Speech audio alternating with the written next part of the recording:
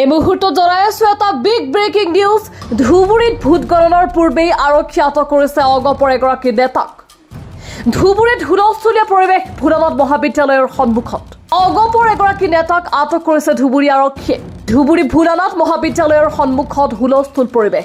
Mobile phone নিষিদ্ধ কৰাৰ পিছতো অগপ নেতাজনে ধুবুৰী ভোলানাথ মহাবিদ্যালয়ৰ ভোট গণনা কেন্দ্ৰত জোতা পিন্ধি জোতাৰ ভিতৰত মোবাইল ফোন লৈ প্ৰৱেশ কৰিছিল। তাৰপিছত আৰক্ষীয়ে তালাচী চলাই উদ্ধাৰ কৰে জোতাৰ ভিতৰৰ পৰা মোবাইল ফোনটো।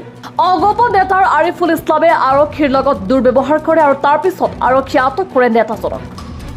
মোবাইল নিষিদ্ধ কৰা স্বত্তেও এজেণ্টজনে পিন্ধি যোৱা জোতাৰ ভিতৰত লুকুৱাই লৈ গৈছিল নিজৰ মোবাইল ফোন। আৰু উক্ত স্থানত উপস্থিত আছে আমাৰ সাংবাদিক চাহাবুদ্দিন মোল্লা। আজিৰ ভোট গণনাৰ সবিশেষ তথ্য এটাৰ তাৰ পৰা যোগান ধৰিব ধুবুৰীৰ চাহাবুদ্দিন মোল্লাই।